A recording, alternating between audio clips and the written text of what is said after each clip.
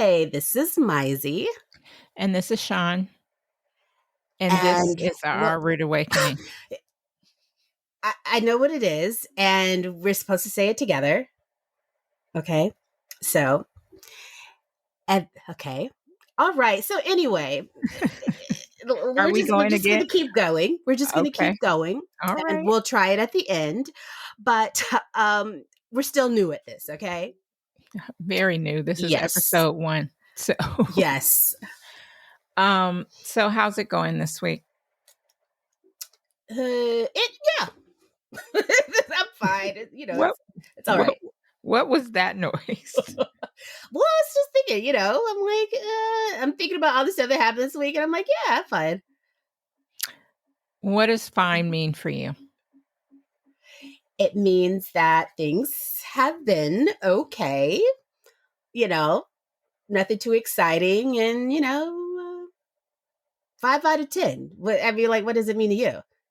Fine. Well, 5 out of 10 doesn't sound Well, good. I guess okay. I'll ask I it. guess you didn't say good though, in fairness. You said fine. So I mean, okay. How are you? I am tired. Oh. AF. Um Sorry, I and guess I shouldn't laugh at that. So, and and the week was fine. I mean, it's yeah. it's it's so tempting to say the F word. I'm going to start making it a curse word, but Why? because it just doesn't really convey any kind of real emotion anymore. It's like, you good? And I'm like, yeah, I'm fine. Yeah. That means I'm pissed. But like at work, when people in the elevator, or back in the day when we actually worked in person, and you're in the elevator, oh, how are you, how was your weekend? It was fine. Like it doesn't give any glimpse into real how you really feel, I guess. So that's why I pressed you on it a bit, even though I say it constantly, like, but fine has so many different meanings at this point that it doesn't have a meaning, if you get Yeah. what I mean. So basically, you set me up.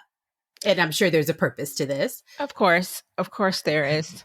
So yes, I did set you up, and it's because I wanted to use you as a test dummy for my for my topic this week.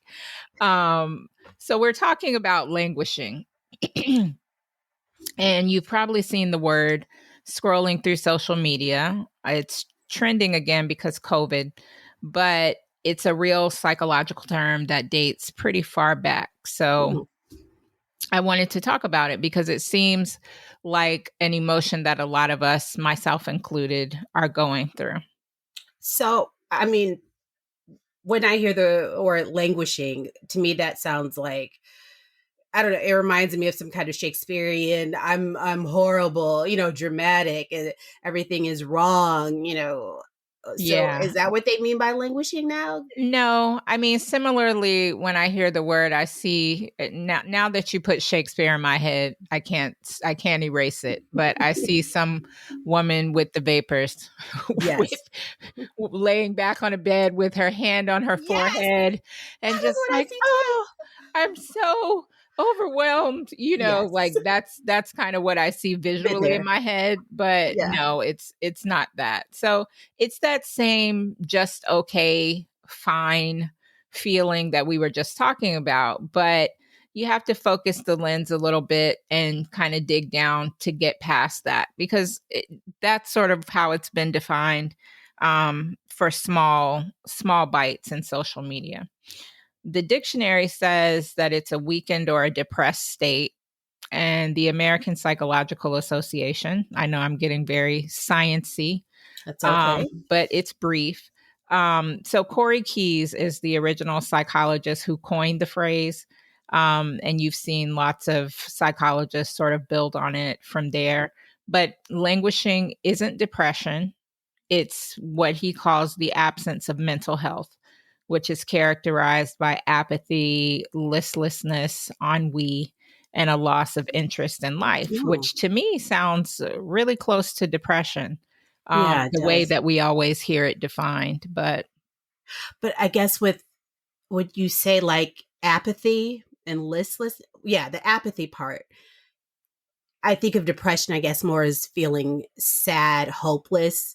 Mm-hmm. I can, the, that's that apathy part. I can understand, like, you just don't really care kind of thing. Is Yeah, that sort of what it is?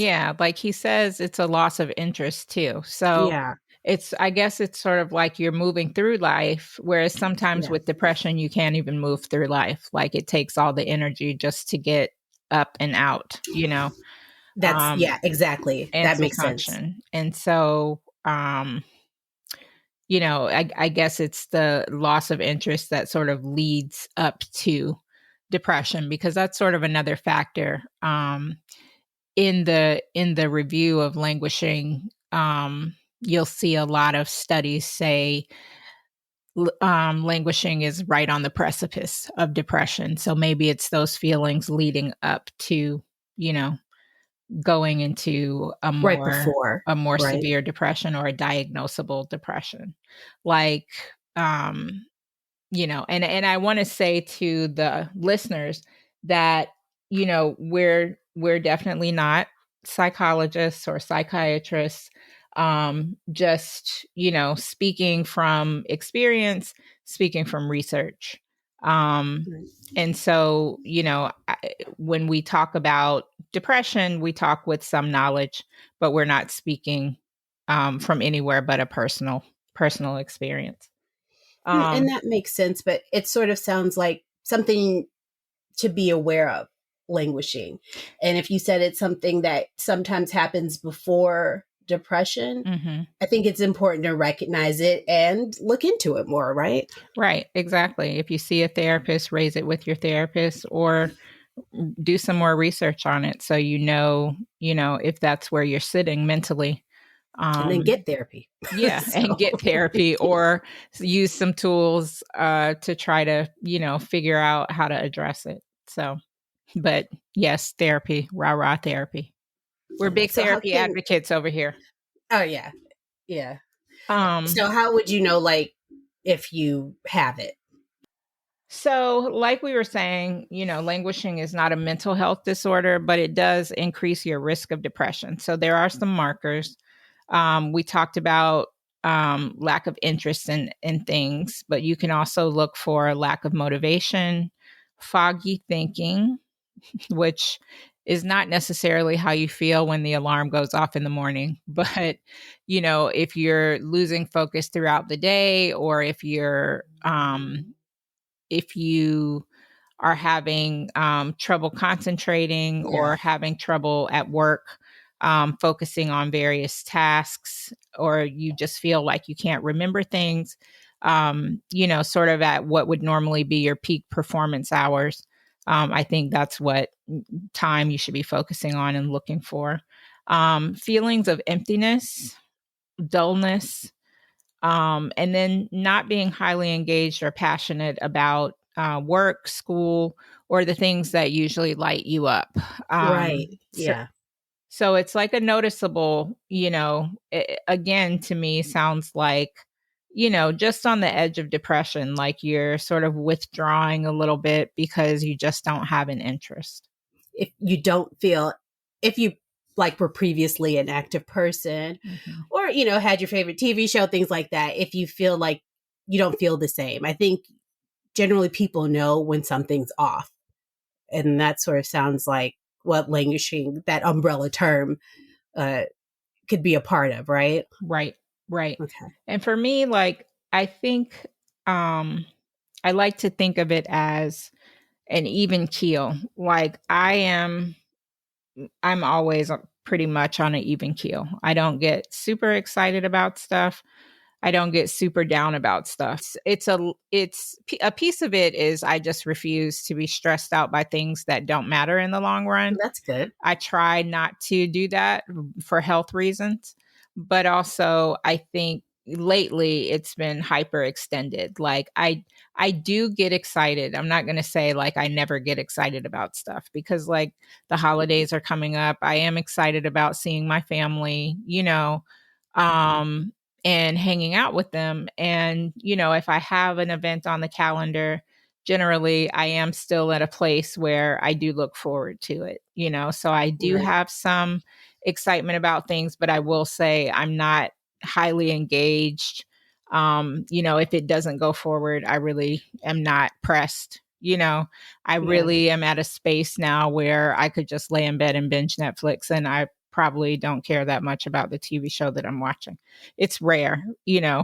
I get excited for some shows. RuPaul's Drag Race is back. I'm excited, but Well, I I guess I can see. So, would you say that you are languishing, or you have languished when you just could feel like you just binging and not caring about going, going out, or not caring about what you're watching? Would you say that sometimes you have been that way?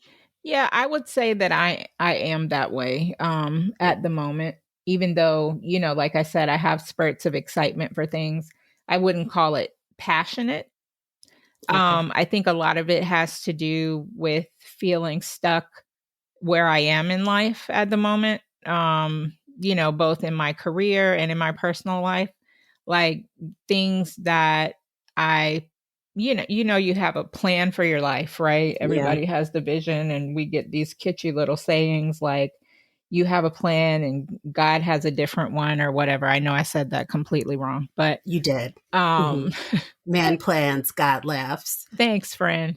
Yes. Um But, yes, God is cracking up in my head, because what I had planned for my life, it's not going that way. That's not to say that there aren't great things going on in my life, but what I saw for myself isn't happening. And so a lot of even the great things in life are experiential, and it feels a lot like stuckness otherwise. Like I can't Yeah. move forward until You still have this to and this happen, you still have to reconcile that. yeah, and I've had trouble with that, and so I feel like stuck. And instead of doing the work, I'm just kind of languishing, for lack of a Yeah. better I term. guess for me, I've felt sometimes like every day is running into the next. Hmm. Like, get up, go to work, come home, go to sleep. And sometimes, I wouldn't even know if it was Monday, Tuesday, Wednesday, because that's just the routine. And I could see how it literally is just the routine of doing the same thing every day, and almost robotic, and not feeling like there's anything changing Hmm. in your life in the day. So for me, that would be my feeling of being stuck. And I definitely have experienced that before. Yeah. So like that work, eat, sleep, repeat cycle. Exactly. Yeah, I hear a So lot what of do you do to get out of it right, right. and not fall into depression, basically? Right. I've heard a lot of friends saying that lately, and I'm included in the batch, saying it back. Um, and I don't know if it's because that for me definitely started during the pandemic, and hearing it more from my friends, especially people who are virtual workers, Hmm. because you don't feel like there's any delineation. When we couldn't go anywhere and we literally were locked down, it was, all we could do is work, sleep, eat, repeat, and throw some Netflix in there somewhere. Um, and it was, quickly becoming that's the routine, which is why I think so many people bought puppies and started growing plants and, looking for a hobby. Whereas before you didn't necessarily need one because you had a social life and you were able to go out and find something to do. And so you kind of fell into this routine. And then for a lot of us, it's stuck because we're still sort of in a place where, it's not that safe to be out. Omarion is out there stomping around now. Um, That's what they call it? it's Omarion? Omicron, but No, but that's what yeah, the joke yeah, is. that's what the streets are calling it. Okay. But yeah, Omarion. Okay. so it's just, Okay. Well, okay. So how can we get out of the funk? okay. So there are tools to come out of it, and the first step is, like you said, identifying it and then trying to do the opposite of languishing. So that's what I meant earlier by doing the work. It Okay. can't just be, okay, I've identified this feeling. I feel like I've hit all the marks. I am languishing. Yeah. And so I'm just going to languish. You have to find a flow, which flow is the term that Corey Keyes uses to say, absorbing yourself into meaningful challenges, looking for bonds where your sense of time and place melts away, becoming immersed in projects, really taking active steps to avoid the languishing. Hmm. Um, so what I want to say is, it sounds a lot like girl get a hobby, but it's a little more than that. So Right. if you're not there where you can just get up and say, okay, I'm going to go buy a puppy today, like people did, or I'm going to start growing a garden today. Maybe that's too overwhelming for where you are. Right. Yeah. No, I don't So want to do the suggestion as a first step is to just focus on small daily achievements. So, okay, I'm going to wake up today and try to get through my emails. Or if that's too overwhelming, I'm going to wake up today and make my bed. You know, You know, I could see, because I don't make my bed. I don't I either. could see, like, if I said I'm going to wear those shoes that I like or that outfit, because I know for me, like when it was just day to day, I Mhm. just almost pick up whatever and be like, well, I hope I didn't wear this, a week or two ago, that kind of thing. Yeah. So maybe if you just take a little bit more notice, I guess, or attention to what you're wearing or something that makes you feel a little bit good. Like, I think that's a baby step for me. Yeah. And that's an important point that you raised. Like, maybe making the bed is too big of an achievement, and so it's your small daily achievement, emphasis Right. on the word small. And so for you it may be, I'm gonna polish my nails today, I'm gonna Yeah. wash my hair today, I'm gonna Yeah. just Just joking. some small, which I know wash day is a big deal, but Hmm. I'm just saying, something small that helps you kind of say you accomplished something today. And however small that could be, you know it I like is it however um big it needs to be. It because it doesn't. makes the day a little bit different than the rest. And I think you can build upon that, right? Right. Exactly. Exactly. And so something else you can do is change your environment. You can go for a walk. If you're a virtual worker, you can take your computer and go to the library or go, work outside. Just it's about getting out of the place that puts you into that sort of languished space, that sort of routine where you feel like there's nothing to care about and there's no difference or variation in the day. Yeah. um, Getting out of that space and going elsewhere, even if you go sit, in your backyard on your fire escape, where, on your balcony. I don't know your living circumstances, but Just wherever, get out there. just get out. Yes, get out of the place that you're in and go elsewhere. Or if it's not even all that, where you need to take up your workstation and go somewhere, go for a walk. I mean, for me, it's cold. I live in New York. It's cold as hell here. So I'm not going for a walk. But, I can go outside for a second and get some fresh air for like 30 seconds, You or know what? like, I'm sorry, and I'm listening to you, but cold as hell. I So know, it's just girl. As soon as I said it, I knew you were gonna come at me with the yes, with the policing. But because you know me well, but everybody knows what you're talking about, yes, so I you are know. fine. Okay. Cold as Antarctica. Okay. But you make a really good point Yeah. because sometimes the weather, the sun can break out a little bit, and that can be nice. Or like, this might sound okay, I'll just say it because we're all friends and family here. Just walking through some leaves.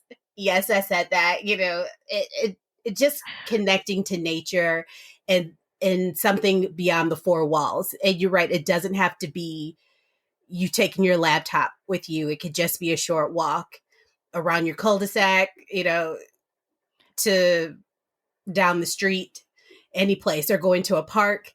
Mm-hmm. It, I definitely think that there are things that you can do, Yes. small things Yes. to start off with. And I feel like I need a Hallmark approved soundtrack for your skipping through the leaves. I love it. And just so you know, I have a cap on, and some gloves. I'm Does it wearing have a flannel. does it have a poof on the top? Yeah. Yes, it does. Oh, okay. Shut up. You'll know why we're laughing one day. Well, as you get to know our personalities, you'll understand why this is like the antithesis of the friend that's opposite me.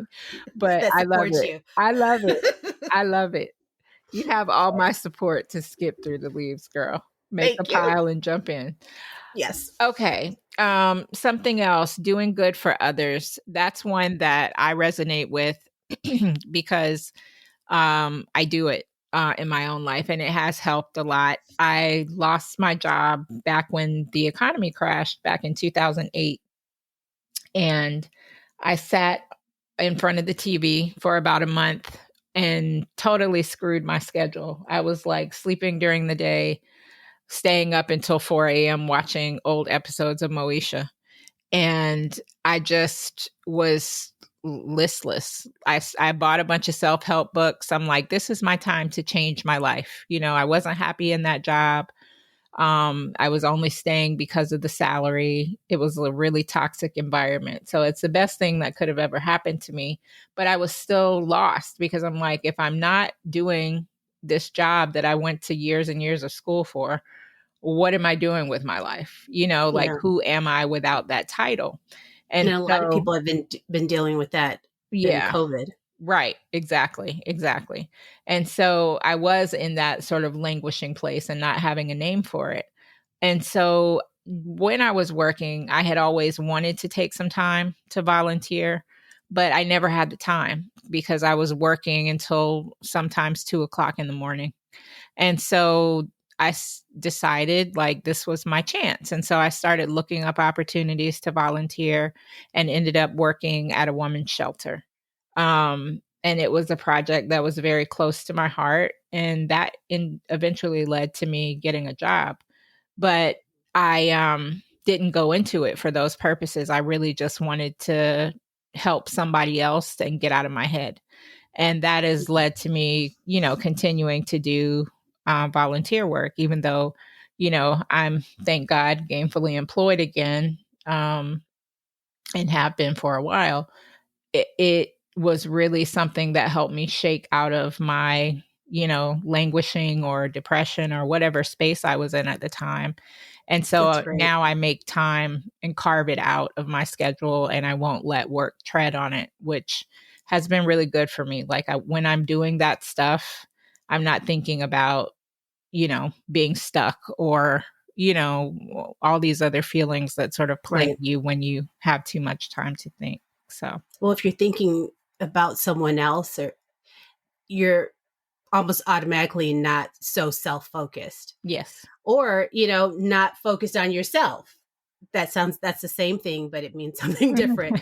Meaning, sometimes, like when I said every day runs into the next, I'm not thinking about me at all. Mm-hmm. I'm not thinking about anything really except just going to work and getting back home. Right. So I could see how volunteering can help you focus on something, and especially something that's worthwhile, that does make a difference. Even no matter how frustrating it can be, you are making a positive difference. Right. Exactly. So that's how you can get out of it. Right. Exactly. Okay. So that's one of the suggestions. And I don't think any one of these standing on its own is, enough to sort of break out of a space where you're languishing. I think it's a mixture of things. And also, perhaps some therapy if you're not opposed to it. I think the combination of those efforts is what really, kind of gets you out of it. So what, Um, are you happy then? What's the opposite of languishing? so it's not happiness, um, but it is flourishing. And so going Okay. back to Corey Keyes, it is the opposite of flourishing is the opposite of languishing, but really it's just the presence of mental health. So you're feeling good Okay. about life and you're functioning well. And that's really, the place that you're aspiring to get to if you're trying to break out of a period of languishing. A Um, slump, right? It's funny because I had never heard of the term till you mentioned it, but I know I've talked to other people about being an active participant in your own life mhm. because the days will just drift by, time will, and when you don't realize where it's gone and nothing feels different, to me, that's where that sounds like languishing. So you have to be aware, you have to be involved. We have one life to live, right? So I could see how that could be flourishing.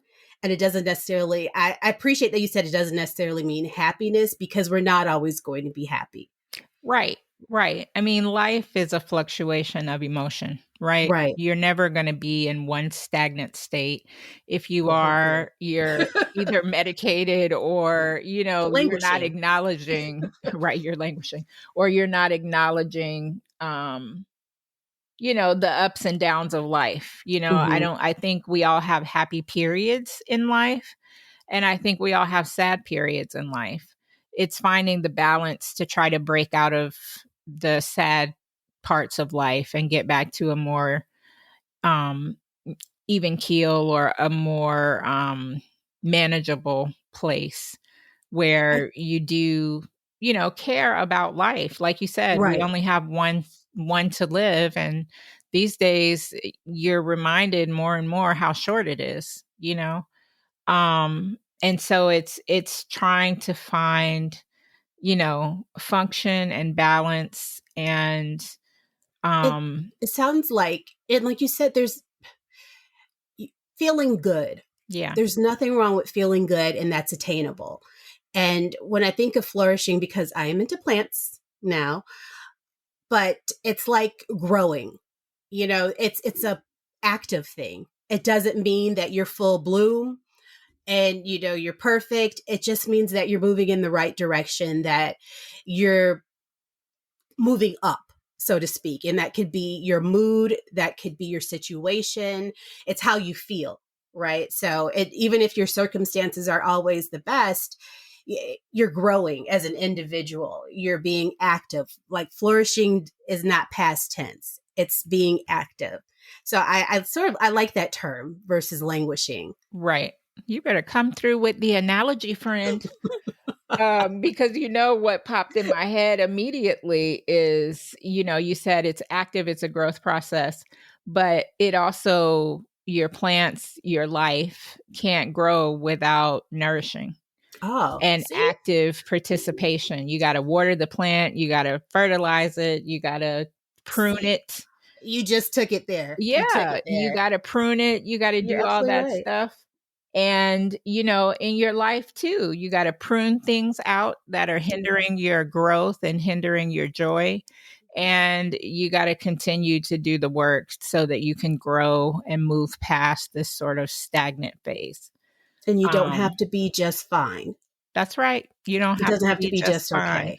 Now, that's Yeah. not to say when you go to work on Monday and you get in the elevator and somebody says, "How you doing?" You be like, "Girl, I'm languishing, but I'm working on it." I mean, you could, Mhm. because they might ask you what it's about, and then you just say, "Well, you could go listen to my podcast," or Nice.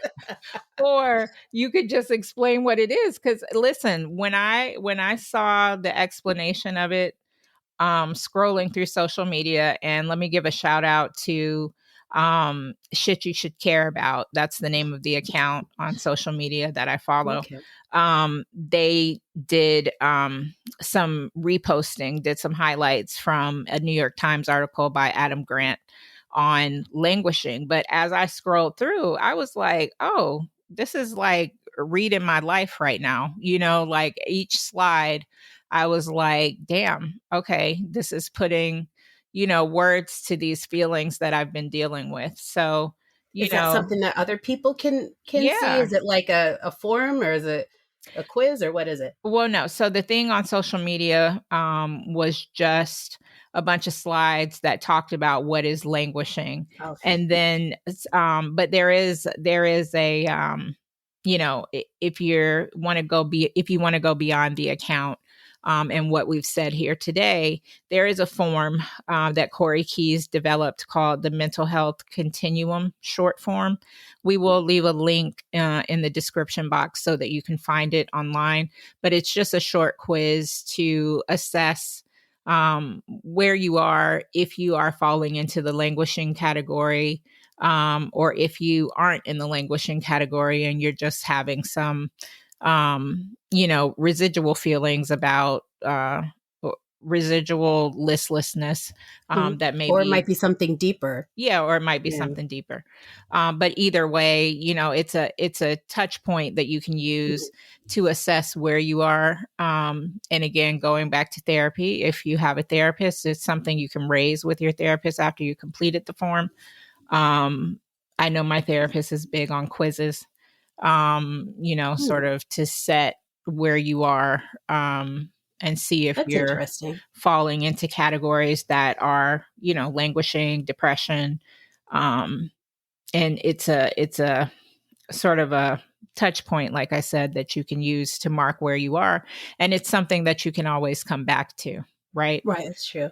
Um, And you can't underestimate friends and family that you feel like you can trust. Because yeah, I know I talk to you a lot, Sean, yeah, and family members, and right. you can sort of find out what they're going through and maybe how they are tackling it too.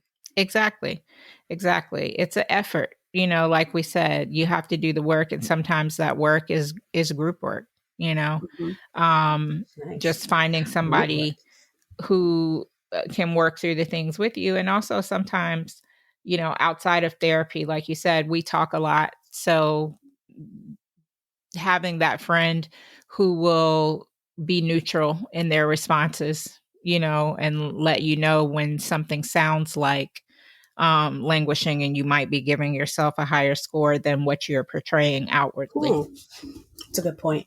Um, so, um, the next time I ask you, I will really listen for your response to how are you doing, but I want you to really give me how you're feeling. Yeah, definitely. That sounds so convincing, Frank. No. I mean, like I said, I had never even heard of that term, but I know that I felt that way. And to be honest with you, sometimes I have to figure out ways I still feel that way, and I have to figure out ways to break myself out of it. So to know that that's a term and that I'm not alone, that's how other people feel. Hmm. I mean, that's how you that knowledge is power, so to speak. And that's one of the things I'm glad that you mentioned it, because that's one of the reasons why we started this podcast, to sort of find out about things, to really explore stuff, about ourselves, about the world we live in, and to figure out, with that exploration, I think you figure out how to make things better. Right, exactly. And it's also, you mentioned it as we develop this, it's about building that community of like minds who also want to, delve deeper and figure out, Mhm. what are the things that they're dealing with, or what are the things we're dealing with in society generally.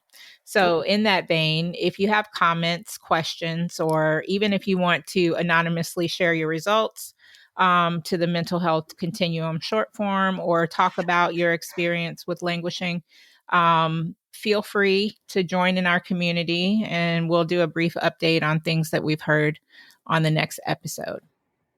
Sounds good. Okay. So, that being said, this has been our Rude Awakening. Thanks for joining us. You can check us out at ourrudeawakening.com and on social media at Rude Awakening Pod. And remember, when you open your eyes, you open your mind. And you should do both before you open your mouth. Bye. Okay, really? Bye. Do I need to count you in? 1, 2, 3. Bye. Bye. Oh God, girl. Bye. Whatever.